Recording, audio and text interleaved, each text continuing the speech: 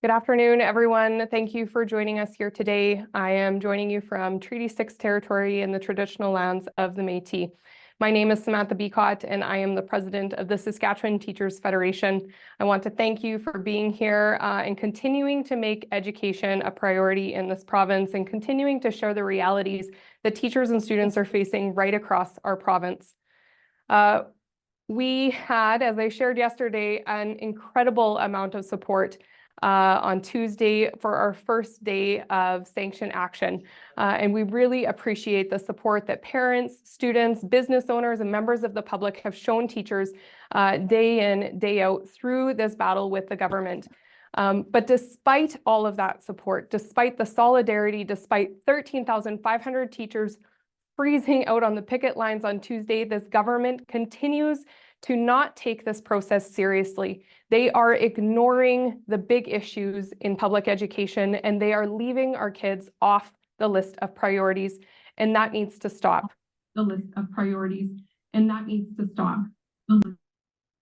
We have seen this government continue to misrepresent the reality that teachers and students are experiencing in schools across the province. They say that they have fully funded education, and yet over the last 4 years, or over the last contract that teachers have negotiated, we have seen an enrollment increase of nearly 10,000 students. And at the same time, we have not had any new teachers. The teacher numbers here in Saskatchewan have remained flat over that period. We have more students, fewer teachers, or the same number of teachers. It means that our classes are getting larger and larger, and students don't have the supports that they need. And it's an impossible situation for teachers to meet the individual needs of every single one of their students in their classroom. In addition to this large enrollment increase, where Saskatchewan and Alberta experienced the highest enrollment growth, we are one of only 2 provinces in Canada that experienced over the same period of time a decrease to per student funding. This is a recipe for disaster. We need government to start taking these problems seriously. We need them to come to the table and make commitments, not just with teachers, but like I said yesterday, with school boards, to ensure that they have predictable, sustainable funding where teachers can be successful in the work that they do, which means that our kids can be successful in the work that they do in our schools. They're also misrepresenting the negotiations process. When we negotiate, our expectation is that there's a back and forth. And I'm not sure the Minister of Education actually understands that negotiations process, and that when we present a proposal, and it should be the same for the government, when they present a proposal, those opening proposals should be able to have a back and forth conversation. And that is not what we're experiencing in this process. We need to know that when we go to the negotiations table, we're not going to continue to hear no. We need to know that when we go, we're going to have a conversation, meaningful conversations that will address the issues that students and teachers are experiencing in the province. Another item that the Minister of Education has misrepresented in the public is around our salary proposal. And we continue to say that this is not about salary. The big issue at the bargaining table that teachers have been bringing forward is around class complexity. But our salary proposal has looked at addressing the loss of purchasing power that teachers have experienced over the last 2 provincial agreements. Since 2017, teachers have lost 8.5% of purchasing power because their salary increases have not kept pace with inflation. And we're looking at repairing that. That is our goal. So we have put forward an opening salary proposal of 2% per year over 4 years, as well as protections around cost of living increases. It doesn't sound unreasonable. And again, an opening proposal where we expect there would be a back and forth conversation. That's not happening from the other side. We need them to engage in this process. We need them to be willing to have a back and forth. And we're ready to go back to the table at any point. The Minister of Education has my phone number. He can call me any point in time to say they're ready to engage in conversations, and we'd be happy to go back to the table and have those conversations. He needs to take this seriously. So today we are announcing that on Monday, January 22nd, we will be having our additional sanction action, a one-day province-wide strike again. It is unfortunate that we have to take these actions. Teachers want to be in their classrooms supporting their students day in and day out. We recognize that this creates challenges for families across the province. But the years of underfunding that we have experienced in education, the lack of supports that are left in schools, have created significant challenges for many families across the province as well. Teachers are saying enough is enough. We need to know that we will have a long-term commitment from this government to provide sustainable and predictable funding to school divisions, and then in consultation with teachers, make the decisions that are necessary to support every kid across our province. It's time to get back to the table. So we hope that you join with teachers. We hope that you share your concerns with the Minister of Education, with your MLA, and with the Premier of this province to let them know they need to invite us back to the table. They need to renew their mandate and have meaningful conversations about the real issues. Stop misrepresenting the facts. It's time to solve the problems. So I'd be happy to take any questions that you have if you just raise your hand, and I'll call on you and answer any questions that there may be. Donovan. Yes, I mean, throughout this whole process, there's been tons of numbers thrown around, and I know you guys say this isn't about salary increases, but there is a part to that. The government is saying the average teacher makes $92,000 a year. What is your response to that? Well, in order for a teacher to make $92,000 in Saskatchewan, they need to have at least 8 years of experience, if not more, depending on their education. That is the top of the salary grid for a Class 4 teacher. So a teacher with a bachelor's of education would earn $92,000. Teachers in Saskatchewan start at about $60,000, and like I said, they max out around that $100,000. $92,000 is for the top if you have a bachelor's of education. But like I said, they continue to misrepresent the facts. They compare those numbers to Western Canadian average. And we know that we're experiencing a teacher shortage right across Canada. We hear that from other provincial organizations. We hear that from divisions across Saskatchewan who are struggling to find teachers to fill classrooms. They're struggling to find substitute teachers. So we're going to lose teachers to other provinces if we don't support teachers with a reasonable compensation and comparative to our Western provinces. So teachers at the bottom end, like I said, starting around that $60,000 mark, are earning about 4.5% less than what they would in other Western Canadian provinces. And at the top of the grid, so again, depending on education, if you have a bachelor's of education, that's that $92,000 mark, they're earning 3.7% less than other Western Canadian provinces. So a lack of teachers and a teacher shortage also plays into class complexity. If we don't have qualified, highly trained individuals to support our students, if we don't have enough substitute teachers, it just creates additional challenges. We see teachers having to give up prep time. We see teachers who are combining classes and teaching 2 classes at the same time when they're not able to fill those substitute teacher positions. So it creates significant challenges. But again, they're misrepresenting it at that, yes, it is about salary, but our main conversation that we're having, that we're trying to have at the bargaining table, focuses around class complexity. And even that bargaining proposal, as I said, around salary, that impacts support for students. I'm a parent. I want the best teachers possible in front of my kids, and I want the best teachers possible staying here in Saskatchewan, supporting all kids across the province. So can you kind of explain how a teacher, I guess, moves up through the classes? I know there's several different steps as well. And what happens if they do max out? So when we have kind of 2 scales that we look at, it's a grid, right? So the step is your years of experience. So the more years of experience you have, the higher your salary increases until you hit that maximum at step 11, which is 10 years experience. And then the classes is dependent on the amount of education you have. So if you have a bachelor's of education degree, you would start at a class 4. And then if you have additional degrees beyond that, you would move to class 5 and class 6. So when you max out, if you have a class 6 at step 11, so if you have a master's degree along with a bachelor's of education degree and you've had 10 years experience, when you hit that maximum salary, the only salary increases that you experience are through negotiated increases through our collective agreement process. I think that's all from me. Thank you. Thank you. Shane? Sam, Shane doesn't have a mic, so he's in the chat. Thanks, Jay. So how much longer are these one-day strikes going to last? Do you think that they are taking these one-day strikes seriously? When could more action happen if the government continues to play hardball? Great questions. How much longer are these going to last? As long as it takes. Teachers will continue to stand up for their kids.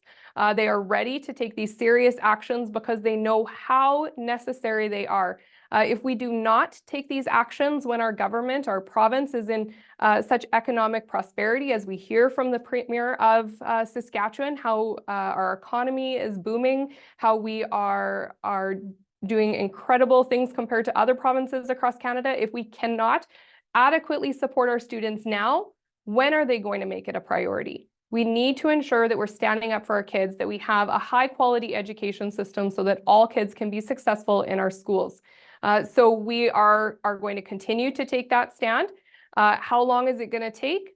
That's a good question for government. My question would be, when are they going to come back to the table and engage in those conversations? As I said, the minister has my phone number. The bargaining team knows how to contact our bargaining team.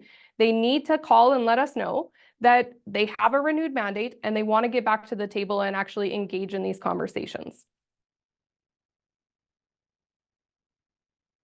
The last meeting with the bargaining team, we had conciliation in December. We have not met since those dates of conciliation because we have not been provided any information that would say that they have a renewed mandate. And we've asked as well, and we've been told they don't have a renewed mandate.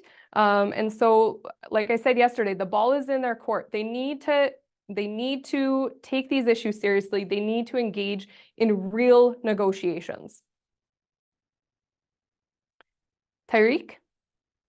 So why not just rip the Band-Aid off and go on a full strike? Why keep having these one-day strikes?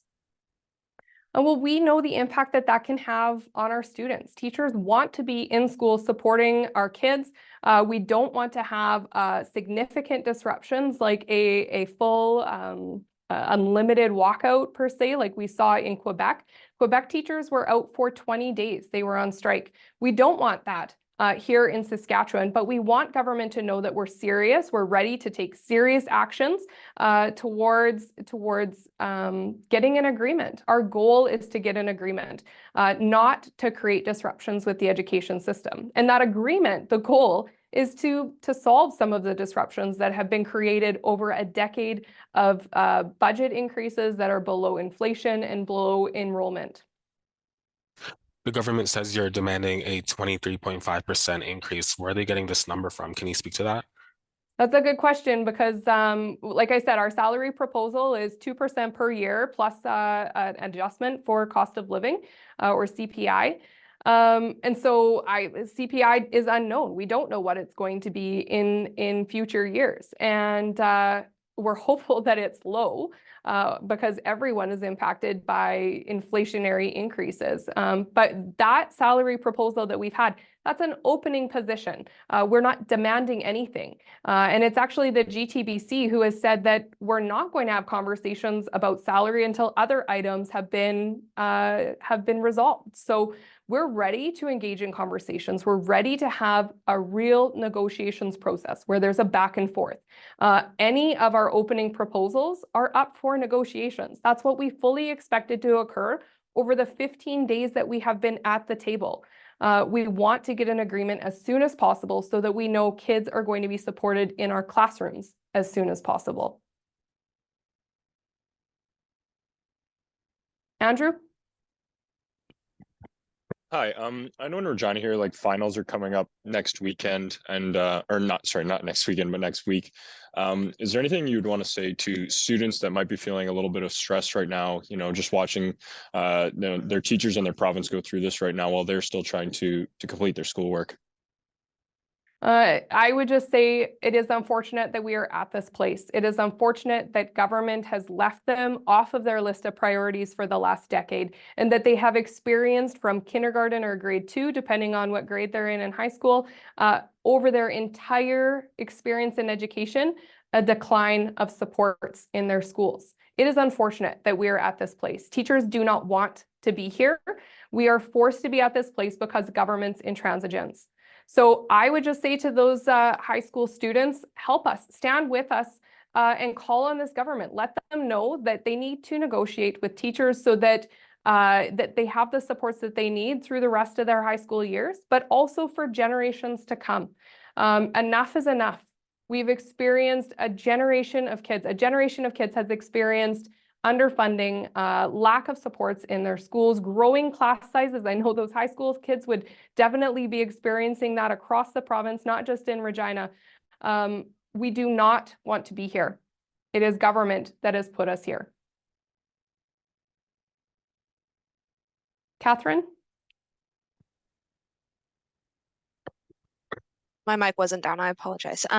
Thank you for meeting with us all. To follow up on a previous question, I know you said that like taking an official strike that would go longer than 1 day is obviously not what any teachers want to do. But if these negotiations continue to go on, ministry continues to say no to you, like you're saying, is that a possibility that a full-fledged strike could happen?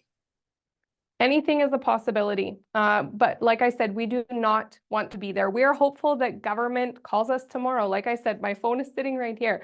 I would walk out of this interview if the minister called me right now to say they're ready to engage in real negotiations. We want to get back to the table. We want to have those conversations. But the other side needs to be willing to engage in those conversations too and actually negotiate.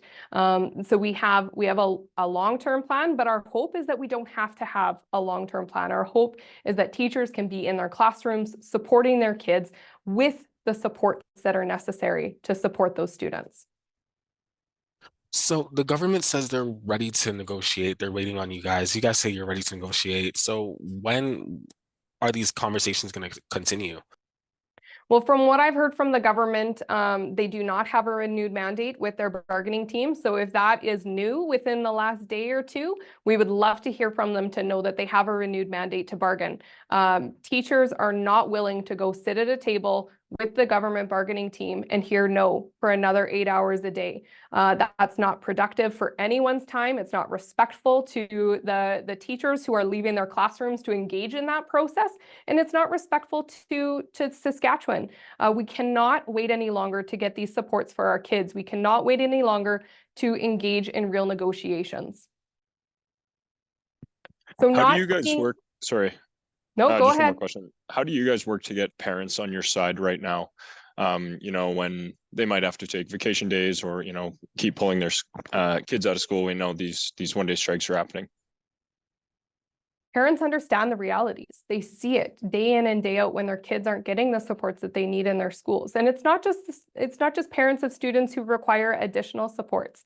Parents whose kids are in classes that are too large and their teacher is not able to get around and support their individual needs. There are lots of students around the province who don't require additional supports. They still require the support of their teacher. And because of growing class sizes and the lack of additional professional supports in classrooms, it's an impossible task for the teacher to fully support every single student in their classroom. Despite their effort in trying, teachers are burning out and trying, and parents see that. Parents understand the reality and they're standing with teachers because they want better for their kids, they want better for their grandkids, they want better for future generations of public education and students that are coming through public education because they know the value of it. They know the importance of investing in our kids because our kids are our future. And if we want a strong Saskatchewan, we need to have a strong, well-funded education system here.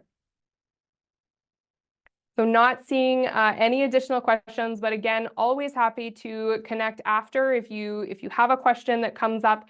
I do want to reiterate, we are so thankful for the support from public, from businesses, from parents and students. We understand the challenges that that these sanction actions create. But we also know that without taking action, this government is not going to move off of their position. We need to stand together and we need your help in that fight. So thank you for those who have already called. We've had, I know, 16,000 calls and emails over the last couple of weeks to the Premier and the Minister of Education. I delivered 3,300 letters that included wishes for what we want to see in public education. We need government to make long-term commitments. We can find solutions to these problems. We just need the political will. We need government to engage in the conversations with teachers, and we'd be happy to engage in those conversations at any point and remove these disruptions when government is ready to call and let us know that they're ready to have a conversation. So thank you all for your time. Thank you for joining us here today. And for those that are parents, thank you for your understanding and your support. Thank you for your understanding and your Sam, there's one more question from Donovan. Thanks, Bobby. Donovan, go ahead. Hi, sorry, I just thought of something as we were going in. I wanted to make sure everybody else had a time to get their question in. But I guess to you, what would you say is the average teacher? I know obviously those classes have very different meanings, but you know, to the STF, what is the average teacher? I said this to teachers earlier in the year. I don't think there are average teachers here in Saskatchewan. The teachers that I see are highly trained, highly educated. They are dedicated individuals. So I don't see an average teacher. There's lots of ways that you could calculate an average. If you're looking at our salary grid, you can look at an average that. When I look at that salary, if that's what you're referring to as where is the average, I look at what individual teachers experience, and every teacher across the province is going to experience those steps from step 1 to step 11. And we need to make sure that we're taking those individual experiences into consideration and not blanketing an average across the province, because teachers don't experience an average when they're in their day-to-day lives. Thank you. Thank you. So again, final thanks. But feel free to connect after the fact if there are additional questions that come up.